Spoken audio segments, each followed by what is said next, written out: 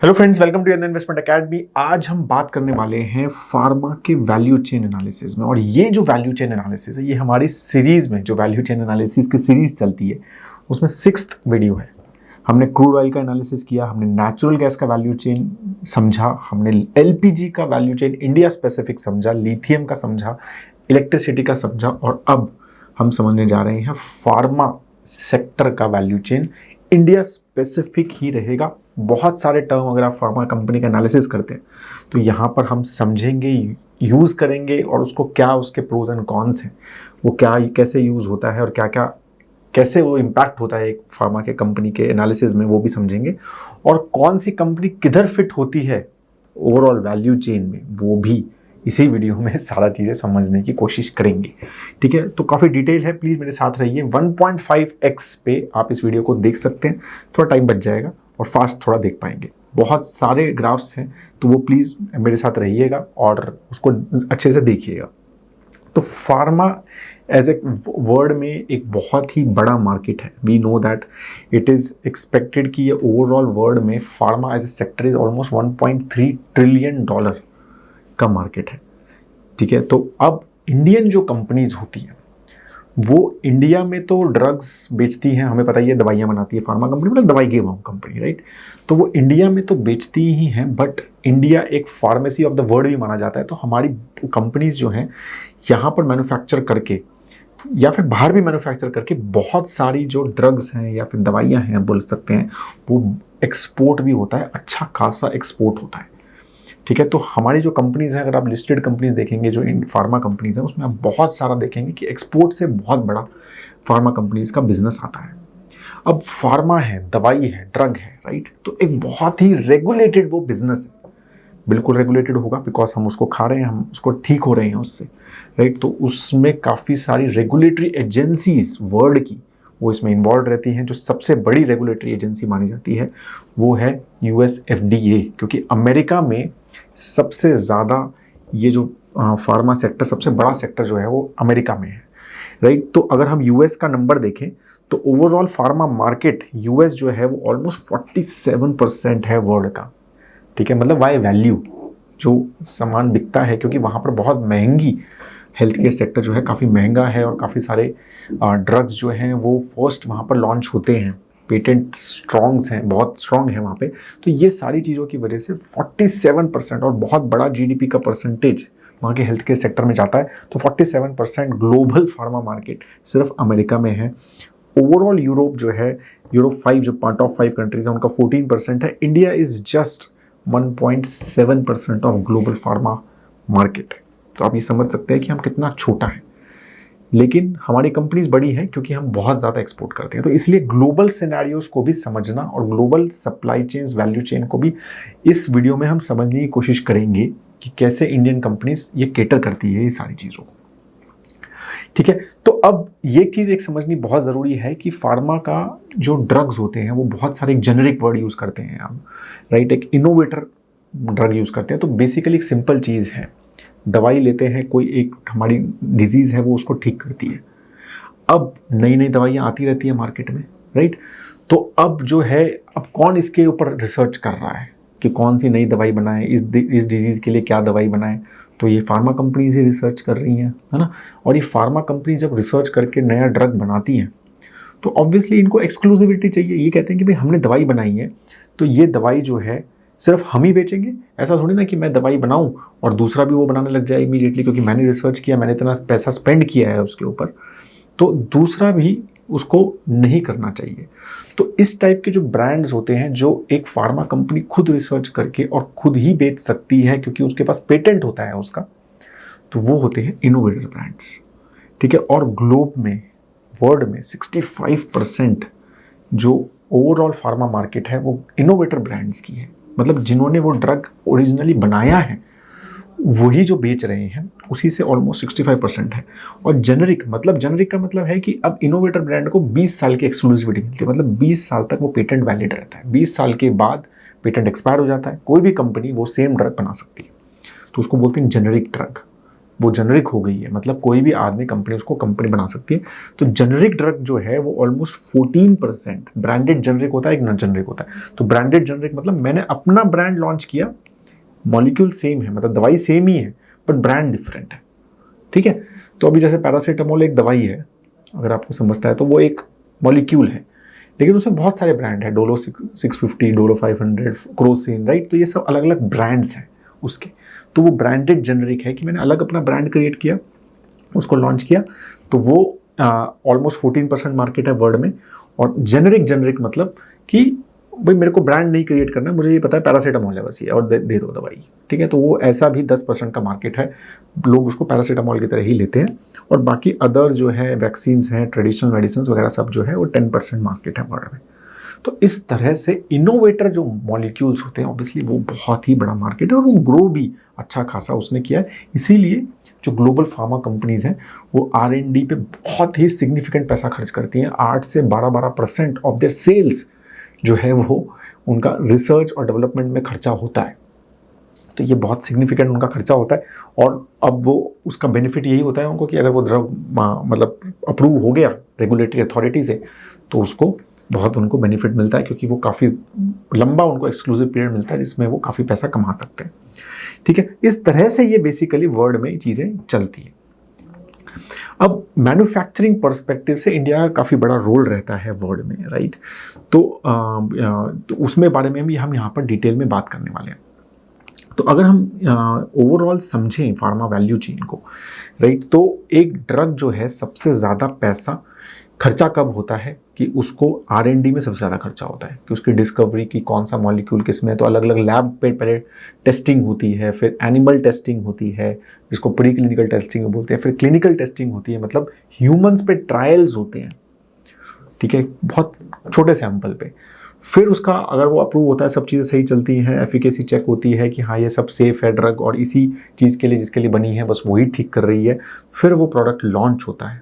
Launch के बाद फिर उसकी एडवर्टाइजमेंट होगी, फिर वो ग्रोथ फेज में होगा, फिर वो कुछ सालों तक ग्रोथ फेज में रह के फिर वो मैच्योर फेज में आ जाएगा, और फिर वो धीरे धीरे जब वो अपने पेटेंट के एक्सपायरी के आसपास रहता है तो फिर वो डिक्लाइन फेज में होता है, और जैसे ही पेटेंट एक्सपायर होता है वो जेनरिक बन जाता है, और फिर वो उसके बाद उसकी दूसरी अगर चीज़ें और कोई चीज़ में यूज़ हो रहा है तो फिर वो रिबाउंड भी कर सकता है।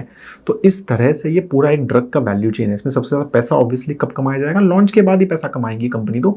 तो इसीलिए जब मैच्योरिटी के आसपास होती है उसका ड्रग जो है, उस टाइम सबसे ज़्यादा प्रॉफिट्स कंपनी जनरेट करती है। ऐसे ऐसे ड्रग हैं, मैं आपको बता रहा हूँ, जो $1-1 बिलियन साल में कमाते हैं कंपनीज के लिए, ठीक है। 8-8 हज़ार करोड़ रुपए एक साल में एक ब्रांड जो है वर्ल्ड में, ऐसे ऐसे ड्रग्स हैं, उससे भी ज़्यादा बड़े बड़े ड्रग्स हैं, मैंने 2-2, 3-3 बिलियन डॉलर वाले ड्रग्स हैं।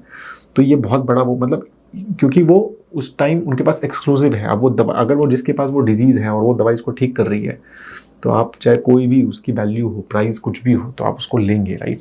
तो वही वो मॉडल पे ये फार्मा कंपनीज वर्क करती हैं, and very expensively they sell.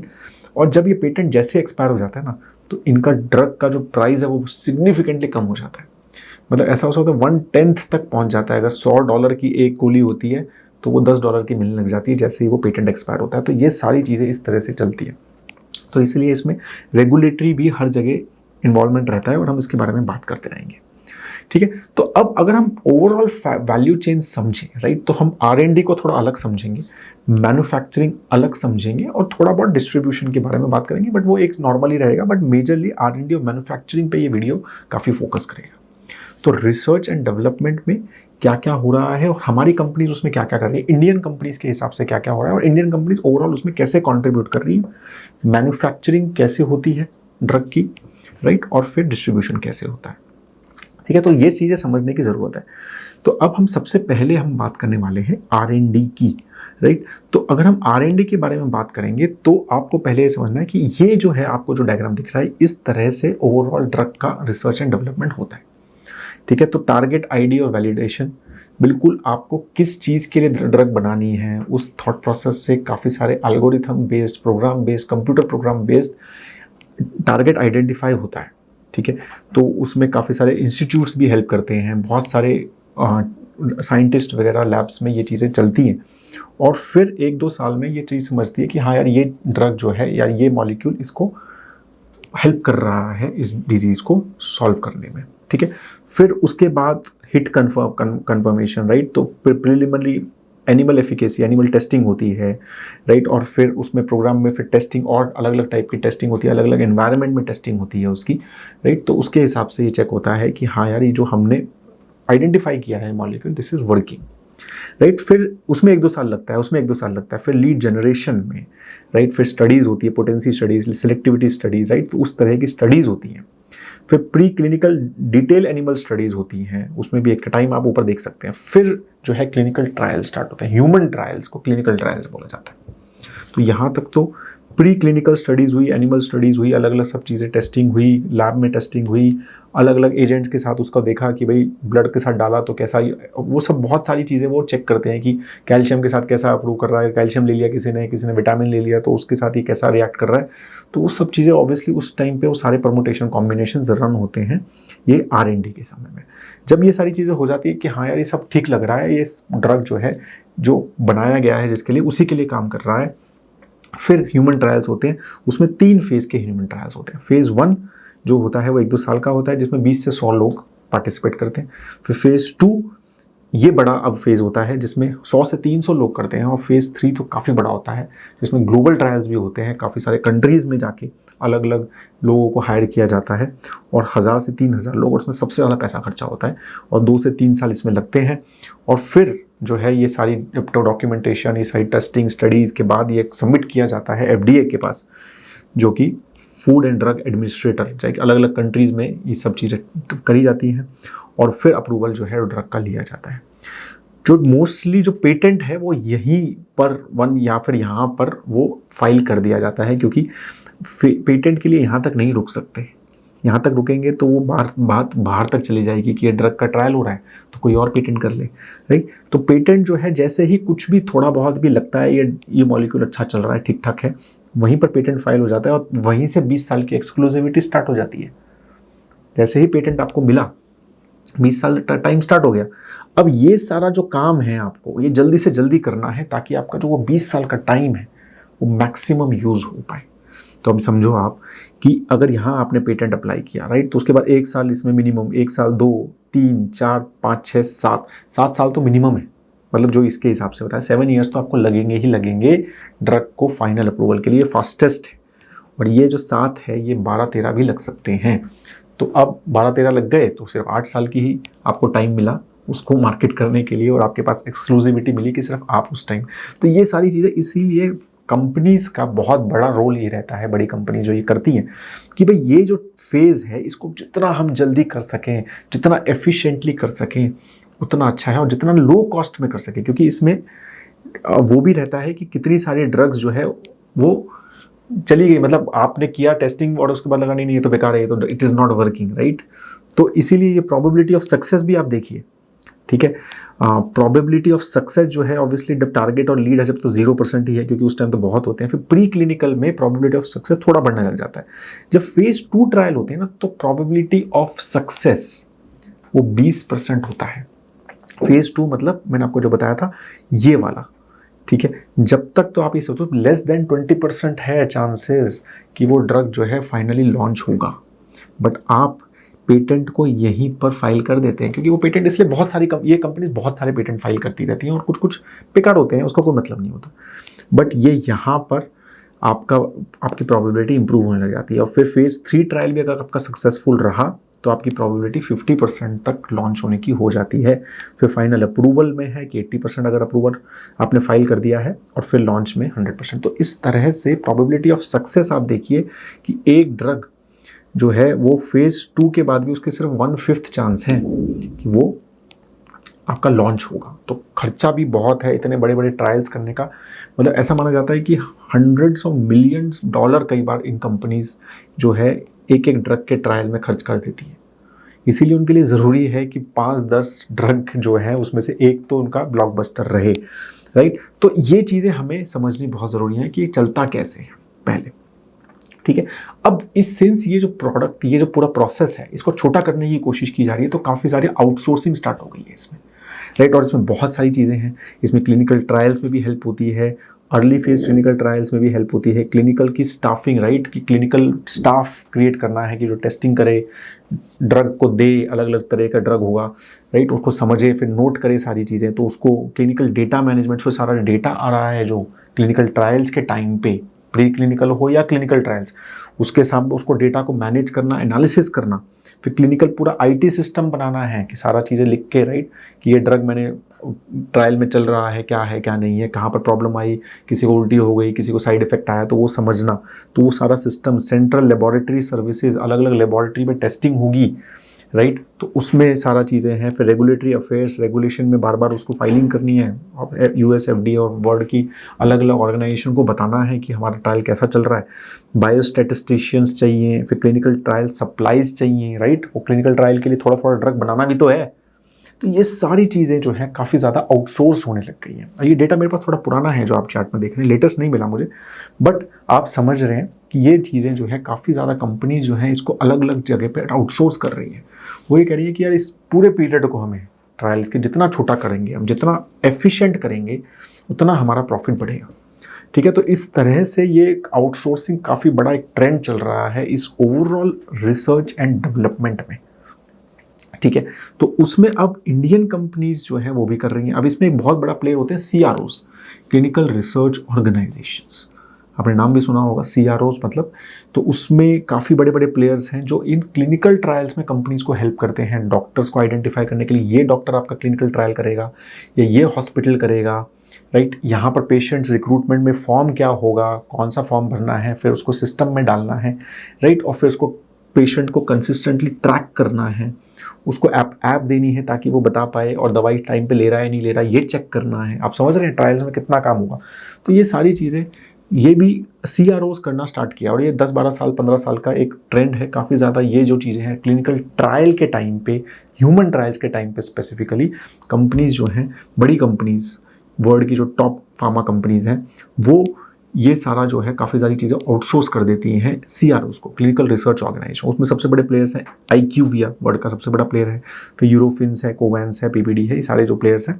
तो इतने नंबर ऑफ आप एम्प्लॉयज़ भी देखेंगे तो बहुत एम्प्लॉयज़, 88,000 55,000, तो मतलब बहुत बड़े बड़े इनके प्लेयर्स रहते हैं जो ये पूरा क्लिनिकल स्टडीज़ जो है इन कंपनीज को हेल्प करते हैं, और मल्टीपल क्लिनिकल स्टडीज़ में एक एक कंपनीज हेल्प करती हैं। और ऑब्वियसली एज आई सेड, क्योंकि सारी ड्रग्स तो ये नहीं है कि क्लिनिकल ट्रायल में गई तो वो लॉन्च हो गई, तो काफ़ी सारी ड्रग्स जो है फेल हो जाती हैं, वो नेक्स्ट चलता रहता है। तो इसलिए काफ़ी बड़ी बड़ी कंपनीज एक साथ कई क्लिनिकल ट्रायल्स कर रही होती हैं। तो इस तरह से ये सारी चीज़ें चल रही हैं।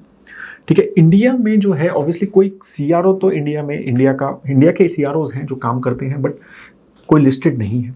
जो मेजरली R&D आउटसोर्सिंग में इंडियन मेजर कंपनीज हैं, तो उसमें से एक तो सिंजीन जो है वो काफ़ी बड़ा प्लेयर है इंडिया में, जो कि बायोकॉन की सब्सिडरी है, राइट। तो वो रिसर्च आउटसोर्सिंग भी करती है, उनके पास साइंटिस्ट वगैरह भी हैं, तो वो इवन प्री क्लिनिकल में और रिसर्च में, टारगेट फाइंडिंग में, वहाँ पे भी उनके मतलब काफ़ी सारे पार्टनरशिप्स हैं विद वेरियस इंस्टीट्यूट्स, जहाँ से वो ये आइडेंटिफाई करती हैं और वो रिसर्च में भी हेल्प करती है, रिसर्च और डिस्कवरी में भी हेल्प करती है, राइट। और फिर वो कस्टम सिंथेसिस जो क्लिनिकल ट्रायल सप्लाईज है उसकी मैन्युफैक्चरिंग में भी हेल्प जो है ये सिंजीन करती है।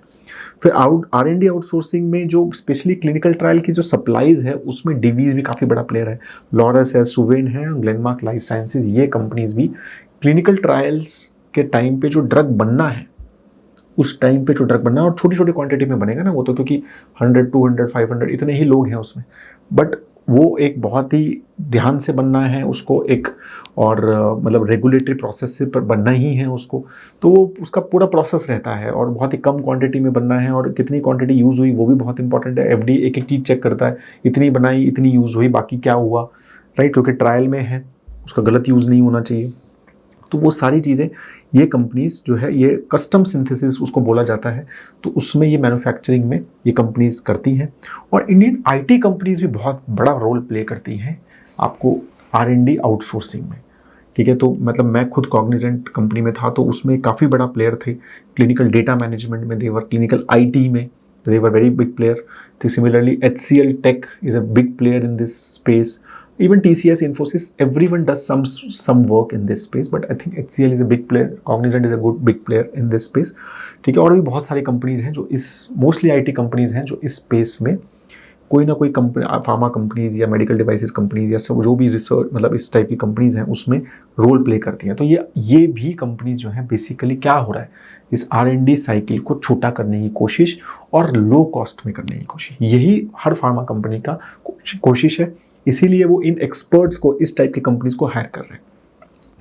अब ये जो काम है, ये पूरा R&D क्या इंडियन कंपनी भी करती है क्या कोई, कि भाई मैं ही ये सारा, मैं खुद एज ए कंपनी ये सब करूँ भाई? जैसे फाइजर है, नोवार्टिस है, सनोफी है, ये बड़ी बड़ी कंपनीज हैं, वर्ड की एलाई लिली है, जो ये बहुत ज़्यादा R&D में स्पेंड करती है। क्या इंडियन कंपनी भी पूरा का पूरा इनिशियल से लेकर लास्ट तक ये सारा काम करती है क्या, जो हम पूरा प्रोसेस बता रहे हैं कि भाई टारगेट ID वैलिडेशन से लेके फेज़ 3 ट्रायल तक? तो मुझे नहीं लगता कि कोई भी इंडियन कंपनी फेज़ 3 ट्रायल तक करती है। बट येस, R&D में टारगेट ID वैलिडेशन खुद, heat generation, lead generation, pre clinical trials, phase 1 trials और फेज़ 2 तक कुछ कंपनीज, इंडियन कंपनीज ये ड्रग्स तक वहाँ तक लेके जाती हैं। फेज़ 1 फेज़ 2 तक जब जाती हैं मोस्टली, फिर वो बड़ी फार्मा कंपनी, क्योंकि उसमें पैसा बहुत खर्च होता है, राइट, तो वो मोस्टली पार्टनर करती हैं बड़े फार्मा कंपनीज के साथ और फिर उनके साथ फेज़ 2 फेज़ 3 ट्रायल्स मोस्टली करती हैं। तो बायोकॉन जो कि बायोटेक में बड़ा प्लेयर है, तो वो इस टाइप का पूरा रिसर्च जीरो से लेके लास्ट तक ड्रग बनाती है। सन फार्मा भी करती है और ग्लेनमार्क फार्मा, ये 3 कंपनीज मुझे पता है, आई एम श्योर बाकी सब कंपनीज भी थोड़े थोड़े कुछ जगह पे ये सब चीज़ें करती हैं। बट जो मेजर प्लेयर्स हैं, जो एक इनोवेटिव फार्मा कंपनीज हैं इंडिया में, जिनका R&D बजट काफ़ी बड़ा है, मोस्टली 8, 9, 10, 11, 12% सेल का ये रिसर्च पे खर्च करते हैं, तो वो यही प्लेयर्स हैं, बायोकॉन, सन फार्मा एंड ग्लेन फार्मा। अब इनका यही है कि कोई भी एक ड्रग अगर बहुत अच्छा चला तो वो बहुत एक विंडफॉल इनको प्रॉफिट हो सकता है, right, and they have done some good work in this space. तो इस तरह से बेसिकली हमें ये समझना चाहिए कि ये पूरा R&D स्पेस चलता है। अब जब ड्रग जो है मतलब जब पेटेंट एक्सपायर हो जाता है, तो उसके बाद जब जेनेरिक ड्रग कोई भी कंपनी लॉन्च कर सकती है। जैसे ही आपका पेटेंट, मैंने रिसर्च किया, मैंने उसका पेटेंट था और उसके बाद मैंने सपोज 10 साल तक उस ड्रग को मार्केट किया, एक्सक्लूसिवली मैंने ही मार्केट किया। अब 10 साल कंप्लीट हो गए, 20 साल कंप्लीट हो, टोटल 20 साल मिलते हैं, ठीक है, तो वो कंप्लीट हो गए। उसके बाद कोई भी कंपनी आके ये कह सकती है कि ये वाला ड्रग जो है मैं भी मैन्युफैक्चर करूँगा और मार्केट भी कर सकता हूँ अपने ब्रांड के थ्रू या दूसरे के ब्रांड के थ्रू, जैसे भी है, राइट। तो वो जेनरिक जो उसके लिए भी एप्लीकेशन करनी पड़ती है, ऐसा नहीं है कोई भी आके वो जेनरिक ड्रग बना सकता है। उसके लिए एक ANDA वर्ड आपने बहुत सुना होगा, एब्रीविएटेड न्यू ड्रग एप्लीकेशन। उसका मतलब ये है कि नया ड्रग का एप्लीकेशन दिया है आपने, वो US में ही वर्ड यूज़ होता है, ये नया ड्रग का एप्लीकेशन आपने दिया है, बट वो एब्रीविएटेड है, मतलब क्योंकि आपको उसके लिए ना क्लिनिकल ट्रायल्स करने हैं ना प्री क्लिनिकल स्टडीज़ करनी है, आपको बस ये चेक बताना है कि मेरा जो ये ड्रग है वो जो ऑलरेडी एग्जिस्टिंग पेटेंटेड ड्रग है उसके बिल्कुल सेम है, ये प्रूव करना है। उसके लिए स्टडीज़ होती है, बायो इक्विवेलेंस स्टडीज़ होती हैं, तो वो करके आप उसको सबमिट कर सकते हैं, तो आपको ANDA मिल जाता है। आपको जैसे ही एब्रीविएटेड न्यू ड्रग एप्लीकेशन आपकी अप्रूव हो गई, तो आप US में, मतलब वो पेटेंट के बाद ही मिलेगा आपको, पेटेंट एक्सपायरिंग के बाद, तो फिर आप US में उस ड्रग को as a generic drug market कर सकते हैं, डिस्ट्रीब्यूट कर सकते हैं। तो ये ANDA का मतलब होता है, इसलिए काफ़ी सारी ANDA फाइलिंग होती है इंडिया में, राइट। तो उसका मैं आपको डेटा बताता हूँ। अब इसी तरह से न्यू ड्रग एप्लीकेशन जो होती है, ANDA मतलब एब्रीवेटेड, और न्यू ड्रग NDA होता है, मतलब मैंने न्यू ड्रग ही किया है कंप्लीट, मतलब मैंने खुद रिसर्च डेवलपमेंट किया और मैंने completely new drug application file की, तो पेटेंटेड ड्रग एप्लीकेशन फाइल की, तो उसको NDA बोलते हैं, ठीक है। तो इस तरह से ये बेसिकली 2 चीज़ें हमें समझने की बहुत ज़रूरत है। ANDA अगर हम देखें तो ओवरऑल ग्लोब में एक 700 से 800, लास्ट 4-5 साल का जो डेटा है, 700 से 800 ANDA अप्रूवल्स दिए हैं US, क्योंकि US सबसे बड़ा मार्केट है, तो US का ही डेटा सबसे ज़्यादा होता है और वहीं पर उसी की वजह से मेरा 47% तो वही है, राइट। तो उसी के बारे में सबसे ज़्यादा बात होती है। तो 700 से 800 ANDA एप्लीकेशंस जो हैं वो US FD ने अप्रूव किए हैं, मतलब वो जेनरिक ड्रग्स जो है मार्केट में आके and then they can start manufacturing and distribution, ठीक है। और एक टिपिकली न्यू ड्रग एप्लीकेशन जो होते हैं वो 40 से 50 हैं। अगर आप ये नंबर्स देखेंगे तो 2022 में 37 ही न्यू ड्रग एप्लीकेशन, मतलब नए पेटेंटेड ड्रग लॉन्च हुए हैं US में, जस्ट 37। और 743 2022 में एस्टिमेटेड है कि ANDA अप्रूव हुए हैं, राइट। तो मतलब ऑलरेडी एग्जिस्टिंग ड्रग्स के नए वर्जन्स, ठीक है। और कितने ड्रग ऑफ पेटेंट हो रहे हैं वो भी आप देखिए कि 346 2023 में 346 ड्रग ऐसे हैं जो पेटेंट से बाहर जा रहे हैं, मतलब पेटेंट खत्म हो रहा है तो उसकी ANDAs आएंगे, राइट। और फिर वो जेनरिक मेडिसिन उनकी बनने स्टार्ट होगी। तो इस तरह से नेक्स्ट 2024 में 400 ड्रग ऐसे हैं। तो ये एक अपॉर्चुनिटी होती है इंडियन जेनरिक कंपनीज की, जो हम मेजरली हम जेनरिक कंपनीज हैं इंडिया वाली, तो वो जो है इस नंबर को देखते रहते हैं कि पेटेंट एक्सपायर हो रहा है तो मतलब हमें ANDA फाइल करना है, right, abbreviated new drug application US में, और फिर हम उसको मार्केट को कैप्चर करेंगे और सस्ते में ड्रग लॉन्च करेंगे, ठीक है, और मार्केट को कैप्चर करने की कोशिश करेंगे। तो इस तरह से ये पूरा प्रोसेस चलता है, राइट। तो अगर हम ओवरऑल इंडियन में देखें कि 2021 का जो मुझे डेटा मिला, राइट, तो ओवरऑल 210 ANDA जो टोटल 2021 में 641 ही अप्रूवल दिए US ने, उसमें से 210 इंडियन कंपनीज को मिले, 1/3 ऑलमोस्ट। तो Indian companies are as a big, मैंने बोला ना आपको कि फार्मेसी ऑफ द वर्ल्ड माना जाता है। तो 210 1/3 जो है अप्रूव जो हुआ उसमें से 1/3 इंडियन कंपनीज को ही मिला, जिसमें से सबसे ज़्यादा एल्केम को, फिर ऑरोबिंदो को, फिर जाइडस को, फिर डॉक्टर रेड्डी और ग्लैंड फार्मा। तो इन कंपनीज को सबसे ज़्यादा ANDA अप्रूवल्स मिले। अब ANDA अप्रूवल एक बहुत छोटी ड्रग के भी हो सकते हैं, कोई ज़रूरी नहीं है ANDA पर हर ड्रग जो है वो $1 बिलियन की हो रही है, राइट। ऐसा भी हो सकता है कि ANDA एप्लीकेशन फाइल किया वो बहुत ही छोटी सी ड्रग है, 10-20-30 मिलियन की ड्रग है, ज़्यादा उसने पैसा कमाती ही नहीं है, तो आपको वो मिल गया, लेकिन आप उसमें भी छोटा मोटा पैसा कमाने की कोशिश कर रहे हैं। या आपकी बहुत बड़ी ड्रग की मिली लेकिन बहुत सारे प्लेयर्स ऑलरेडी हैं उसमें।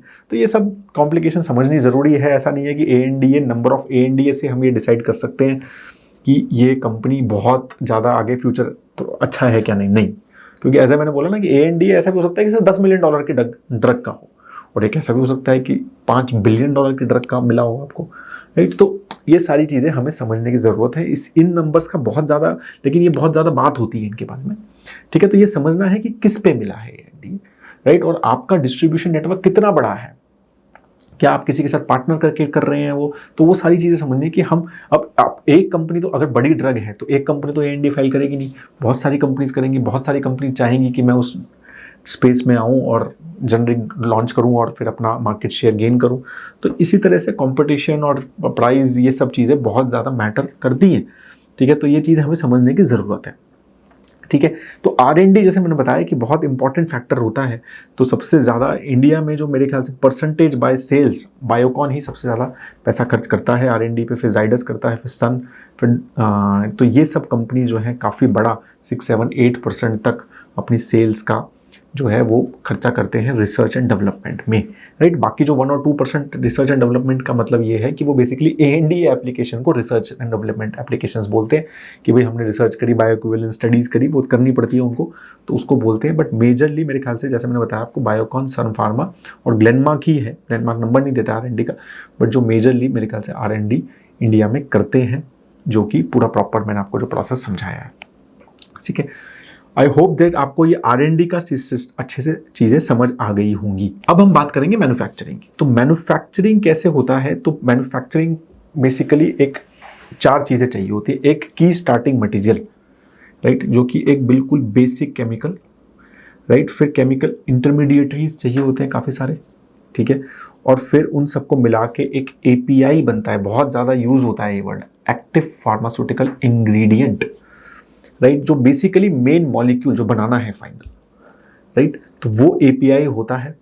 और फिर वो API ऑब्वियसली आप ब्रांडेड के लिए, मतलब आप पेटेंटेड ड्रग के लिए भी यूज़ कर सकते हैं, और उसको वो तो सबके लिए सेम ही है ना मैन्युफैक्चरिंग प्रोसेस, जेनरिक और उसके लिए अलग अलग नहीं होता, राइट। तो API बनता है, और जब API बनता है उसके बाद उसका फिनिश्ड डोज बनता है, ठीक है। तो मैं आपको जैसे समझाता हूँ, ये एग्जाम्पल के साथ यहाँ पर देख सकते हैं। तो जैसे पैरासीटामोल ड्रग है, क्रोसिन की बात करते हैं, क्रोसिन है, ठीक है। तो क्रोसिन कैसे बनती है? तो उसका की स्टार्टिंग मटेरियल जो है वो बेंजीन और फिनॉल है, ठीक है। वो सबसे पहले चाहिए।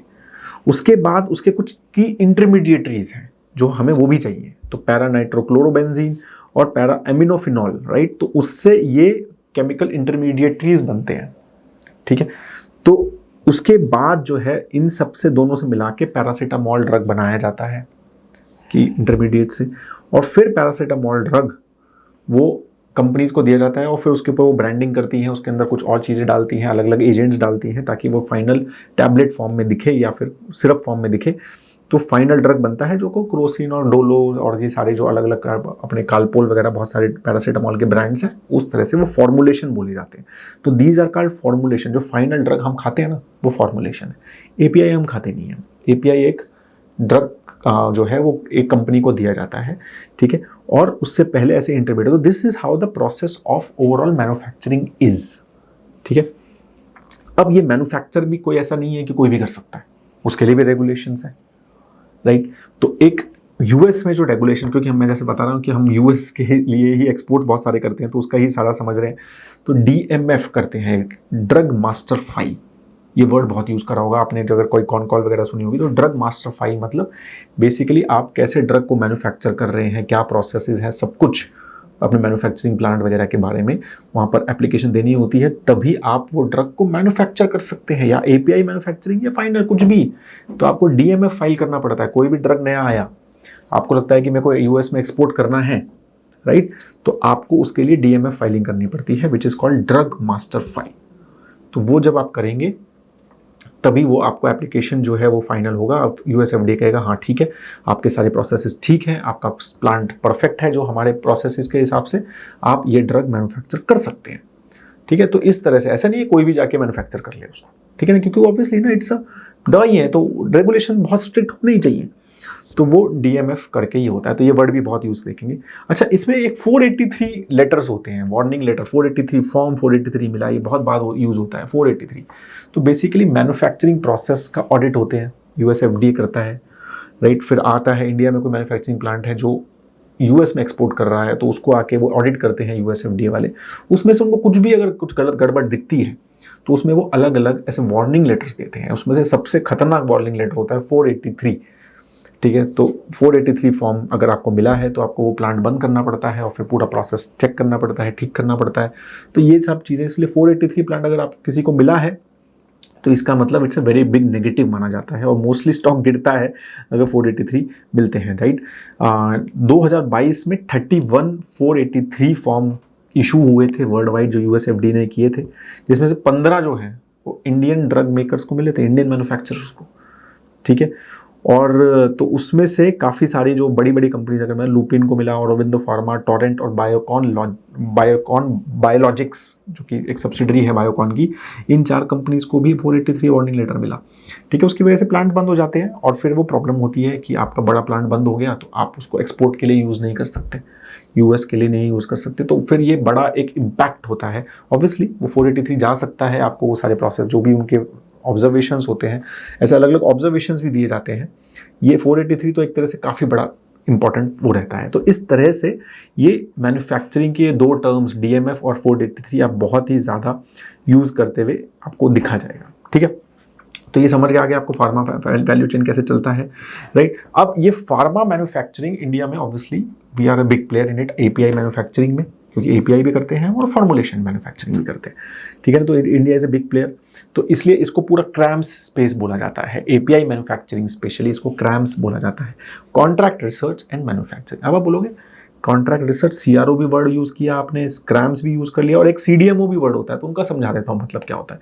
तो सीआरओ मतलब कॉन्ट्रैक्ट रिसर्च ऑर्गेनाइज, वो सिर्फ रिसर्च का आउटसोर्सिंग है। रिसर्च मतलब क्लिनिकल ट्रायल्स के टाइम पे या प्री क्लिनिकल ट्रायल्स और सब इनिशियली रिसर्च। तो रिसर्च के टाइम पे जो और आउटसोर्सिंग होती है वो सीआरओज करते हैं, वो सीआरओज है। जैसे सिंजीन भी रिसर्च में करता है तो एक तरह से वो सीआरओ है रिसर्च पर्सपेक्टिव से, बट मेजरली सीआरओ जो सबसे बड़ा काम करते हैं वो क्लिनिकल ट्रायल्स में हेल्प करते हैं, क्लिनिकल ट्रायल मैनेजमेंट में डॉक्टर्स को आइडेंटिफाई करना, क्लिनिकल ट्रायल स्पेशलिस्ट रखना, राइट, वो सारा चीज़ें, क्लिनिकल डेटा मैनेजमेंट करना, तो वो सीआरओ का काम होता है। फिर एक होता है सीडीएमओ, उससे बड़ा, clinical contract development and manufacturing organisation. तो ये जो कंपनीज होती हैं ये क्लिनिकल ट्रायल्स में भी हेल्प करती है और मैन्युफैक्चरिंग में, मतलब पोस्ट मतलब ड्रग लॉन्च होने के बाद मैन्युफैक्चरिंग उसकी, तो बेसिकली एपीआई मैन्युफैक्चरिंग मेजरली और फॉर्मुलेशन भी। तो ये वो जो कंपनी, इनको सीडीएमओ बोला जाता है। मेरे लिए फॉर्मुलेशन बनाओ, या अब फाइजर है, उसने कोई ड्रग लॉन्च किया, वो चल रहा है, ठीक है। अब उनको लगता है कि यार मेरे को मैन्युफैक्चरिंग नहीं करनी, कोई या तो मैं एपीआई करवा लूँ किसी से, तो एपीआई मैन्युफैक्चरिंग करवा सकते हैं, वो तो आउटसोर्स कर दिया उन्होंने, तो वो सीडीएमओ में आता है। ठीक है, वो ये भी कह सकते हैं कि ठीक है फाइनल ड्रग ही बना दो, तुम फॉर्मुलेशन ही बना के मुझे सब कुछ फाइजर लगा के सब मुझे दे दो, मैं आगे बेच दूंगा, मुझे वो भी नहीं करना। तो वो सारा जो काम है ये सीडीएमओ ऑर्गेनाइजेशन करती है, राइट। तो अब ये सीआरओ प्लस सीडीएमओ जो मिलके होता है इसको क्रैम स्पेस बोलते हैं, क्लिनिकल रिसर्च एंड मैन्युफैक्चरिंग। तो ये थोड़ा कॉम्प्लिकेटेड है, मतलब मल्टीपल वर्ड यूज होते हैं, बट ओवरऑल जो मेजरली बड़ा वर्ड यूज होता है वो क्रैम्स होता है। और API manufacturing, R and D manufacturing, clinical trial, outsourcing, right, और इवन फाइनल ड्रग आउटसोर्सिंग और मैन्युफैक्चरिंग की आउटसोर्सिंग जो है ये सब कुछ क्रैम्स में ही आता है, राइट। तो ये आपको समझने की ज़रूरत है। मेजरली जो सबसे ज़्यादा क्रैम्स का काम होता है वो एपीआई मैन्युफैक्चरिंग में ही, वॉल्यूम और वैल्यू वाइज जो सबसे बड़ा जो सेगमेंट है वो एपीआई मैन्युफैक्चरिंग में होता है, ठीक है। और अभी जो है काफ़ी बड़ा जो स्पेस बन रहा है वो क्लिनिकल ट्रायल और रिसर्च में, आउटसोर्सिंग में, जिसमें बताया सिंजीन और बायोकॉन और कुछ प्लेयर्स काम करते हैं, बट वो अब काफ़ी बड़ा एक अपकमिंग फास्ट ग्रोइंग सेगमेंट है। बट सबसे बड़ा जो अभी भी एपीआई मैन्युफैक्चरिंग आउटसोर्सिंग जो है वो इंडिया का काफ़ी बड़ा प्लेयर है, ठीक है। तो इस तरह से है ओवरऑल। अगर हम 2020 में देखें तो $220 बिलियन का ओवरऑल ग्लोबल क्रैम्स मार्केट है, राइट। तो इस तरह से ये ओवरऑल है। इसमें क्रैम्स में सबसे ज़्यादा ऑब्वियसली यूरोप और नॉर्थ अमेरिकन कंट्रीज़ प्रेफर की भी मैन्युफैक्चरिंग हमारे यहाँ ही हो, तो बड़े स्पेशली पेटेंटेड प्रोडक्ट्स की मैन्युफैक्चरिंग वो खुद ही करते हैं मोस्टली, ठीक है। वो मैन्युफैक्चरिंग इंडिया को जो आउटसोर्स करते हैं वो पेटेंट एक्सपायर होने के बाद करते हैं या ऑलमोस्ट एक्सपायर के आसपास करते हैं, क्योंकि ऑब्वियसली उनको थोड़ा सा ये रहता है कि यार ये पेटेंटेड ड्रग है, ये इनको समझ आ जाएगा, तो जो भी है तो वो पेटेंट एक्सपायरी के बाद होता है। तो इसलिए सबसे ज़्यादा क्रैम्स का मार्केट जो है वो नॉर्थ अमेरिका में, यूरोप में, फिर चाइना, राइट, और फिर इंडिया जो है वो एक ओवरऑल छोटा प्लेयर है, क्योंकि अगर हम वो पेटेंटेड प्रोडक्ट्स भी इंक्लूड कर लें तो, ठीक है। इंडिया का भी काफ़ी बड़ा $10 बिलियन का मार्केट है और अराउंड 11-12% का ग्रोथ का एक्सपेक्टेशन है इंडिया की क्रैम स्पेस में, ठीक है। तो this is how overall research and manufacturing works, ठीक है। तो ये सारी चीज़ें हैं। अब हमें पता ही है कि क्यों क्रैम स्पेस क्यों फेमस हो रहा है, क्योंकि एक तो इंडिया की कॉस्ट कम है, मैन्युफैक्चरिंग कॉस्ट कम है, रिसर्च कॉस्ट कम है, राइट। अभी पेटेंट लॉज भी इंडिया के काफ़ी ज़्यादा स्ट्रॉन्ग हो गए हैं पहले से, तो वो भी सब इश्यूज खत्म हो गए हैं। और ड्रग की एक्सपायरी, पेटेंट ड्रग की एक्सपायरी हमने देखी, बहुत सारे ड्रग एक्सपायर होने वाले हैं, तो उसकी वजह से जेनरिक मैन्युफैक्चरिंग जो है वो बढ़ रही है, तो उसकी वजह से भी ओवरऑल क्रैम स्पेस जो है वो काफ़ी बढ़ रहा है, ठीक है। तो इंडिया में अगर बड़े प्लेयर्स देखें हम इस क्रैम स्पेस में, तो डिवीज एक बहुत बड़ा प्लेयर है, आई थिंक बिगेस्ट प्लेयर है ओवरऑल एपीआई मैन्युफैक्चरिंग में, राइट। फिर आरती ड्रग्स भी, वो इंटरमीडिएटरीज भी करती है और क्रैम्स भी करती है। न्यूलैंड है, फिर Glenmark life sciences, Glenmark pharma ने अलग से करा, तो वो भी एपीआई मैन्युफैक्चरिंग करते हैं। सोलारा एक्टिव, राइट, वो भी एक डीमर्ज हुए थे, तो वो भी, और सिंजीन भी कुछ लेवल पे एपीआई मैन्युफैक्चरिंग करता है। और कुछ और भी प्लेयर्स हैं जो खुद के ड्रग्स बना के और फॉर्मुलेशन खुद भी मार्केटिंग करते हैं ग्लोब में भी, जैसे डॉक्टर रेड्डीज है, वो क्या करता है कि भाई मैन्युफैक्चर करा, उसका फॉर्मुलेशन बनाया, फाइनल ड्रग बनाया, मतलब क्रॉसिन बनाया, एग्जांपल बता रहा हूँ, और फिर उसको यूएस में, वर्ल्ड में अलग अलग जगह पे डिस्ट्रीब्यूशन भी सेटअप किया, मार्केटिंग भी की और बेचा भी, सब कुछ खुद किया अपने ही नाम के, अपने ही ड्रग का नाम रख के, राइट। तो वो जो है अब ये तो वो पूरा फॉर्मुलेशन बिजनेस है। और इसके अलावा वो एपीआई, दूसरे के लिए एपीआई भी मैन्युफैक्चर करते हैं, कि भाई दूसरा भी फाइजर बोलता है कि यार अच्छा तू ये बनाता है, ये ड्रग बनाता है, मेरे लिए भी बना दे, ठीक है, अपने लिए तो बना ही रहा है, अपनी तो चल ही रहा है, मेरे लिए भी बना दे। तो उस तरह से वो एपीआई प्लेयर्स है, सिप्ला, डॉक्टर रेड्डी, सन, ऑरोबिंदो, इप्का, लुपिन, ये सब मोस्टली सभी, इवन पिरामल फार्मा, ये सब कंपनी जो है ये एपीआई मैन्युफैक्चरिंग भी करती है, ठीक है। तो बायोसिमिलर्स जो है वो बायोकॉन करता है, तो ये दूसरों के लिए भी हम मतलब कहते हैं कि अच्छा अपना भी बना रहे हैं, तुम्हारा तुम भी ले लो, तो दोनों है। डीवीज जो है वो दूसरों के लिए प्योर है, ये जो ऊपर वाले जो मैंने बताया आपको ये प्योर है, ये अपना खुद फॉर्मुलेशन बना के मार्केट नहीं करते, ये सिर्फ दूसरों के लिए ही B2B बिजनेस है, प्योर B2B बिजनेस है। ये जो है, ये जो प्लेयर्स हैं ये B2C प्लस B2B दोनों है, समझे। तो ये चीज़ों का थोड़ा डिफरेंस समझना ज़रूरी है और इस हिसाब से इनकी ग्रोथ है, क्योंकि जो प्योर एपीआई, ओवरऑल एपीआई जो सेगमेंट है वो फास्ट ग्रोइंग है, मतलब उसका एक एक्सपेक्टेड है आपको कि आउटसोर्सिंग है ना, आपका रिलेशनशिप मैनेज करना है, बट अगर आप खुद बना के और खुद डिस्ट्रीब्यूट कर रहे हो तो आपके रिस्क बढ़ जाते हैं। वो ड्रग कैसा है, आपने जो मार्केट किया वो चल रहा है नहीं चल रहा, कॉम्पिटिशन फेस कर रहे हो, डिस्ट्रीब्यूशन नेटवर्क सेटअप कर रहे हो, पार्टनरशिप्स कर रहे हो, तो वो सब चीज़ें हैं। बट उसमें ग्रोथ भी एक्सपेक्टेड हो सकती है बहुत ज़्यादा हो, रिस्क भी एसोसिएटेड। तो इस तरह से काफ़ी डिफरेंट बिजनेस मॉडल आपको समझने की ज़रूरत है, जैसे मैंने R&D में और मैन्युफैक्चरिंग में जो आपको समझाया, ठीक है। तो ये चीज़ें हमें बहुत ज़्यादा ज़रूरी समझने की होती है, ठीक है। तो अब ये जो की स्टार्टिंग मटेरियल भी जो है अगर हम देखेंगे तो ये काफ़ी ज़्यादा हमारी जो कंपनीज़ हैं, स्पेशलिटी केमिकल कंपनीज़ भी काफ़ी ज़्यादा ये की स्टार्टिंग मटेरियल और जो फार्मा इंटरमीडिएट्स जो मैन्युफैक्चरिंग में यूज़ होता है वो काफ़ी सारा हम चाइना से इम्पोर्ट तो करते ही हैं, मेजरली काफ़ी ज़्यादा ये चाइना से ही इंपोर्ट होता है। और इसलिए अगर आपने कोविड में देखा होगा तो समझ आया था कि चाइना पे बहुत ज़्यादा डिपेंडेंस है इंडियन फार्मा कंपनीज़ की API मैन्युफैक्चरिंग में, क्योंकि की स्टार्टिंग मटेरियल और की इंटरमीडिएटरीज वो चाइना से आते हैं। लेकिन अभी हमारी जो स्पेशलिटी केमिकल कंपनीज़ हैं वो काफ़ी ज़्यादा ये सब चीज़ें बनाने लग गई हैं। बेंजीन है, फिनॉल्स है, एमीन्स है, ये सारी कंपनी ये सब जो केमिकल्स हैं ये काफ़ी ज़्यादा फार्मा ड्रग्स के इनिशियल प्रोडक्ट्स में यूज़ होते हैं। तो इसी तरह से ये सब चीज़ें भी हमारी जो है इम्प्रूव जो है ओवरऑल हो रही है, ठीक है। तो काफ़ी एक अच्छा ग्रोथ रेट है एक 10 से 12% का एक्सपेक्टेड ग्रोथ रेट है इंडिया की API इंडस्ट्री का अगर हम समझ रहे हैं तो, राइट। ऑब्वियसली चाइना एक बहुत बड़ा प्लेयर है API का और इंटरमीडिएटरीज का, लेकिन जो है ओवरऑल एक्टिव फार्मास्यूटिकल के लिए क्योंकि रेगुलेटेड है और मैन्युफैक्चरिंग सबसे ज़्यादा इंडिया में बहुत अच्छे मैन्युफैक्चरिंग प्लांट्स हैं और काफ़ी US FDA approved manufacturing plants हैं। एक्चुअली वर्ल्ड के नंबर 2 US के बाद नंबर 2 सबसे ज़्यादा US FDA approved manufacturing plants India में है। तो इसीलिए इंडिया एक इस चीज़ में चाइना से भी ज़्यादा बड़ा प्लेयर है API मैन्युफैक्चरिंग में, मतलब API में। इंटरमीडिएटरीज और की स्टार्टिंग मटेरियल तो चाइना ही बनाता है, वहीं से चाइना से लेते हैं और API बनाते हैं और फिर बेचते हैं, क्योंकि कॉम्प्लेक्स केमिकल्स हैं वो और फिर US FDA प्लांट्स हैं। तो ये सब चीज़ों के बेनिफिट की वजह से इंडिया को ये सारा थोड़ा बेनिफिट मिलता है, ठीक है। Almost 20% of overall generic drug world का वो इंडिया में मैन्युफैक्चर होता है, 20% वर्ल्ड का, ठीक है। US में जो 1/3 जो दवाई खाते हैं, 1/3 दवाइयाँ जो बिकती हैं, 1/3 इंडियन कंपनीज की दवाइयाँ हैं, या बनाई हुई हैं या बना के मतलब दी हुई हैं। तो 1/3 जो US मतलब अगर आपने 3 गोली खाई उसमें से 1 गोली जो है वो इंडियन कंपनी ने US में बनाई हुई है। तो ये काफ़ी बड़ा जो है इंडिया इसमें प्लेयर है, राइट। तो इसलिए ये चीज़ समझनी है। 64% इंडिया का जो APIs हैं या मतलब की इंटरमीडिएट्स और सारी चीज़ें वो चाइना से इंपोर्ट होते हैं, राइट। FY22 में इंडिया ने 35,000 करोड़ का API और बल्क ड्रग चाइना से इंपोर्ट किया है, नहीं सॉरी टोटल इंपोर्ट किया है 70% जिसमें से चाइना से आया है, ठीक है।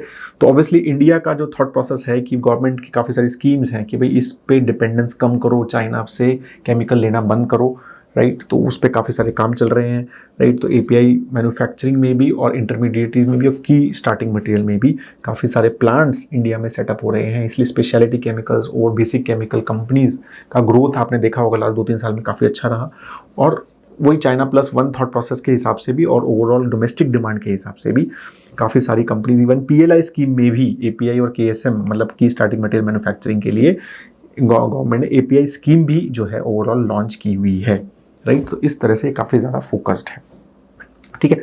अब हम समझते हैं कि भाई API का हो गया, मैन्युफैक्चरिंग हो गई, समझ आ गया। अब ड्रग जो है मार्केट कैसे होती है तो ये हमें सबको पता ही है, राइट। कि ड्रग बनी, फाइनल ड्रग बनी मतलब टैबलेट बनी या सिरप बनी या जो भी इंजेक्शन बना, राइट। और फिर वो किसको मार्केट होता है, किसको बताया जाता है, डॉक्टर्स को बताया जाता है। मतलब इसीलिए मेडिकल रेप्स हायर किए जाते हैं, बहुत सारी कंपनीज मेडिकल रेप्स हायर करती हैं, वो ड्रग्स के बारे में डॉक्टर्स को बताती हैं, डॉक्टर उसको प्रिस्क्राइब करते हैं और फिर हम पर्ची लेके केमिस्ट के पास जाते हैं और केमिस्ट उस ड्रग को हमें देता है और हम खाते हैं। तो इस तरह से ये पूरा प्रोसेस चलता है, राइट। अब ये जो प्रोसेस है ये इंडिया में भी चल रहा है और काफ़ी सारी इंडियन कंपनी ये सेम प्रोसेस US और बाकी सारे कंट्री, यूरोपियन कंट्रीज़ और ग्लोबल में काफ़ी सारे कंट्रीज़ में ये सारा प्रोसेस कर रही है। तो ये डिस्ट्रीब्यूशन नेटवर्क, राइट, कि पूरा डिस्ट्रीब्यूशन नेटवर्क सेटअप करना है ना, कि आपके स्टॉकिस्ट होंगे जो दवाई रखेंगे और फिर उसका केमिस्ट के पास जाएगा वो भी पूरा सेटअप, प्लस मार्केटिंग टीम कि ये दवाई जो है बताई जाए डॉक्टर को कि भाई ये हमारी दवाई है, राइट। और फिर वो पूरा जो है केमिस्ट के पास अवेलेबिलिटी, वो सारी चीज़ें जो हैं ये सब सेटअप जो है इंडियन कंपनीज ग्लोब में भी करती हैं। तो काफ़ी बड़ी जो है ये सारी कंपनीज होती हैं, राइट। अगर हम देखें, राइट, ये नंबर मेरे को मिला बहुत इंटरेस्टिंग है, एक रिसर्च रिपोर्ट से मिला। तो US का जेनरिक सेल्स जो है ऑरोबिंदो का जो 47% सेल US के जेनरिक मतलब अमेरिका में जेनरिक दवाई बेचने से आता है, सन फार्मा का 31% सेल आता है, डॉक्टर रेड्डीज का 38% सेल अमेरिका में जेनरिक दवाई बेचने से आता है। मतलब फाइनल प्रोडक्ट क्रोसिन जैसा, ठीक है, वो वहाँ बेचते हैं, उससे 38%, जाइडस का 46%, लुपिन का 36%, सिप्ला का 28%, ठीक है। तो इस तरह से आप समझो कि ये जो है काफ़ी बड़ा बिजनेस है, काफ़ी बड़ा एलोकेशन है इनका। सिर्फ अमेरिका, अगर यूरोप में प्लस है, जैसे मेरे ख्याल से डॉक्टर रेड्डीज का कुछ 15-20% यूएस से, यूरोप से भी आता है। तो इस तरह से ये इस तरह से आता है, राइट। कितने ANDA फाइल किए, Q3 का डेटा है ये, 729 औरबिंदो ने फाइल किया, उसमें से 542 पे मिला है, अभी 187 ANDA इनके पास पेंडिंग है। इस तरह से बाकी सब कंपनीज का भी है। R&D में कितना खर्चा कर रहे हैं, तो आप एलेम्बिक देख रहे हो 16% खर्च कर रहे हैं, ग्लेनमार्क 10% खर्च कर रहा है, राइट। तो ये कितना खर्च कर रहे हैं, डॉक्टर रेड्डीज 8% खर्च कर रहा है। तो काफ़ी बड़ा पैसा जो है R&D में खर्चा किया जाता है। ऑब्वियसली फार्मा कंपनीज को R&D तो करनी ही है। तो इस तरह से ये अलग अलग हमारी कंपनीज काम करती हैं। काफ़ी बड़ा एज आई सेड बिजनेस जो है US dependent Indian pharma companies का है, राइट। इंडिया में भी ऑब्वियसली ये कंपनीज ऑपरेट करती हैं मोस्टली, राइट। और जैसे अगर हम सन फार्मा देखें तो इंडिया की सबसे बड़ी फार्मा कंपनी है इंडिया में जो बेचा जाता है उसके हिसाब से, राइट। और 33% ओवरऑल जो सन का रेवेन्यू आता है, लिस्टेड कंपनी है ना, तो पता चल जाता है हमें। तो 33% इंडिया से आता है, सिप्ला का 45% आता है, लुपिन का 38 आता है, डॉक्टर रेड्डीज का सिर्फ 20% ही आता है, ठीक है, क्योंकि इनको यूरोप वगैरह से भी आता है, राइट। टोरेंट का 50% आता है। अगर हम मैनकाइंड का देखें तो 98%, अभी IPO आया था ना, 98%। और बाकी obviously Indian MNC pharma companies like जैसे एबट हो गया, सनोफी, फाइजर, GSK, जो इंडिया में प्रेजेंट है और लिस्टेड भी हैं, तो ऑब्वियसली वो तो इंडिया में है, तो सारा इंडिया फोकस्ड ही है, तो 100% इंडिया से ही उनका बिजनेस आता है, ठीक है। तो वो तो एक्सपोर्ट नहीं करते। तो इस तरह से ये बिजनेसेस चलते हैं, राइट। तो इंडिया में जो सबसे बड़ी कंपनी एज आई सेड, वो मैं आपको आगे बताऊंगा कि कौन कौन सी इंडिया की टॉप 10 फार्मा का जो इंडिया में ऑपरेट करती हैं, हम जिसकी दवाइयाँ खाते हैं बेसिकली, वो कौन कौन सी हैं। तो नंबर 1 तो हमें पता चल ही गया कि Sun Pharma is the biggest company in India, right. तो ये इस तरह से चीज़ें हैं। तो बेसिकली अगर हम ओवरऑल इंडिया का वैल्यू चेन कैसे चलता है, तो फार्मा मैन्युफैक्चरर जो है, दवाई अगर 10 रुपये की है तो 6 से 7 रुपये जो है फार्मा मैन्युफैक्चरर को मिलते हैं। 10 मतलब 1 से 1.5 रुपया जो है वो डिस्ट्रीब्यूटर को मिलते हैं। बाकी जो पैसा है वो रिटेलर्स को मिलता है, 20 से 25%। और अगर हम हॉस्पिटल्स वगैरह की बात करें तो 40% तक पैसा वो डॉक्टर्स को मिलता है। और फिर वो जो दवाई मार्केट होती है वो डॉक्टर्स को होती है मोस्टली, क्योंकि प्रिस्क्रिप्शन बेस्ड मेडिसिन होती हैं मोस्टली, तो डॉक्टर्स को कुछ नहीं मिलता इसमें, क्योंकि डॉक्टर्स को तो फीस मिलती है, तो डॉक्टर्स को कुछ नहीं मिलता। तो ये इस तरह से ये पूरा सिस्टम हमारा वैल्यू चेन का चलता है, ठीक है। तो अब अलग अलग और भी टर्म्स यूज होते हैं, तो वो भी समझा देता हूँ फटाफट। एक्यूट और क्रॉनिक बहुत टर्म यूज होता है। एक्यूट मतलब ऐसी मेडिसिन जो होती है, बुखार हुआ खाली दवाई ठीक हो गई, मतलब जो पेन हुआ खाली दवाई मेडिसिन ठीक हो गया, मतलब जो हमेशा नहीं रहती, बहुत लंबे टाइम तक नहीं रहती। क्रॉनिक मेडिसिन होती हैं जो लंबे टाइम तक, diabetes, blood pressure, like cancer, ये क्रॉनिक मेडिसिन हैं। ये एक बार हुआ तो बहुत लंबे समय तक चलता रहता है, तो ये क्रॉनिक मेडिसिन मानी जाती हैं। और उसमें ज़्यादा ग्रोथ मानी जाती है ऑब्वियसली, सैडली, राइट। तो काफ़ी जो कंपनीज हैं जिनका क्रॉनिक में सेगमेंटेशन या एलोकेशन ज़्यादा है, वो अच्छी मानी जाती हैं, हायर ग्रोथ एरिया माना जाता है वो। और एक्यूट जो कि दवाई ली खाई और सस्ती भी होती है एनालिसिस, तो ये सारी चीज़ें जो हैं वो कंपनी जो ज़्यादा एक्यूट पे फोकस करती है वो ग्रो कम करती हैं मोस्टली, क्योंकि ये जो सेगमेंट है ये कम ग्रो होता है। क्रॉनिक मेडिसिन वाला सेगमेंट ज़्यादा ग्रो हो रहा है इंडिया में, डायबिटीज़ बढ़ रहा है, ब्लड प्रेशर बढ़ रहा है, ये सब चीज़ें, हाइपरटेंशन बढ़ रहा है, तो इसलिए सैडली क्रॉनिक जो है सेगमेंट ज़्यादा फास्ट ग्रो कर रहा है। और हम यहाँ पर देख भी रहे हैं कि कैगर ग्रोथ भी जो है क्रॉनिक का फास्टर है, राइट। तो ये नंबर्स काफ़ी ज़्यादा डिस्कस होते हैं एनालिस्ट मीट में, तो इसलिए मैंने बोला आपको समझाने की ज़रूरत है। थेरेपीज के हिसाब से भी कि कितना किस में खर्चा होता है, तो कार्डियोवैस्कुलर जो है इंडिया का सबसे ज़्यादा खर्चा जो दवाइयों में होता है वो कार्डियोवैस्कुलर में होता है, मतलब हार्ट की बीमारियों में होता है। फिर सेकंड जो नंबर है वो एंटी इन्फेक्टिव्स मतलब ये बुखार की मेडिसिन, पैरासीटामोल टाइप की दवाइयाँ जो होती हैं, राइट। तो वो या फिर एंटीबायोटिक्स बेसिकली, वो भी एंटी इन्फेक्टिव्स में आती है, तो वो सेकंड नंबर पे 11.3 है। फिर गैस्ट्रो है इंडिया में काफ़ी बड़ी थेरेपी जिसमें खर्चा होता है।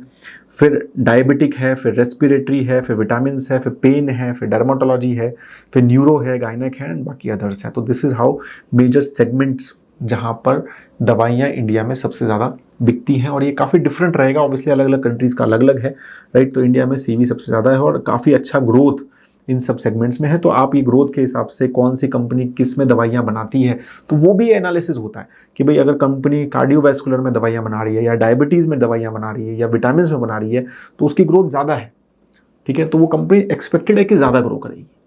अगर कोई कंपनी जो है रेस्पिरेटरी में बना रही है या फिर एंटी इन्फेक्टिव में बना रही है तो उसकी ग्रोथ ज़्यादा नहीं है, या फिर पेन एलर्जी से बना रही है तो उसमें जो ग्रोथ ज़्यादा नहीं है तो वो कम ग्रो करेगी। तो ये भी चीज़ें समझने की जरूरत है। इस तरह से भी एनालिसिस जो है फार्मा कंपनीज का होता है, ठीक है। फिर ये भी होता है कि सुपर स्पेशलिटी कर रहे हैं क्या प्रिस्क्राइब, या स्पेशलिटीज कर रहे हैं, या जनरल प्रैक्टिस, जीपी मतलब जनरल प्रैक्टिशनर्स कर रहे हैं। जनरल प्रैक्टिस मतलब सिंपल नॉर्मल एमबीबीएस डॉक्टर जिसके पास हम सबसे पहले जाते हैं अपना हाथ चेक कराने।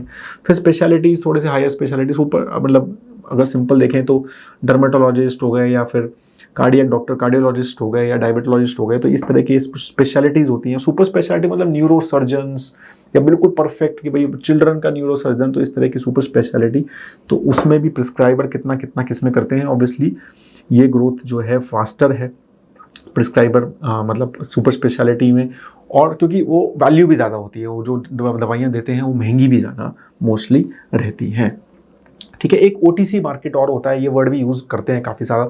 ओटीसी मतलब ओवर द काउंटर, मतलब ऐसी दवाइयाँ जिसके लिए प्रिस्क्रिप्शन की ज़रूरत नहीं है, आप जाओ दवाई वाले से मांगो वो दे देगा।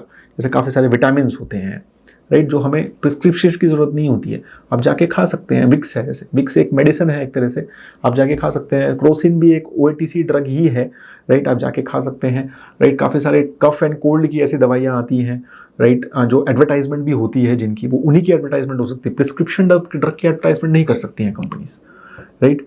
तो डोलो 650 का एडवर्टाइजमेंट वो प्रिस्क्रिप्शन कैटेगरी में उसको रखा है, लेकिन क्रोसिन जो है सेम ही वो है, लेकिन उसको उन्होंने ओटीसी में रखा है। कंपनी डिसाइड कर सकती है कुछ कुछ थेरेपीज में, सब में नहीं, राइट। और कुछ कुछ थेरेपीज जो हैं तो काफ़ी सारी ड्रग कंपनीज भी ये सारी चीज़ें करती हैं।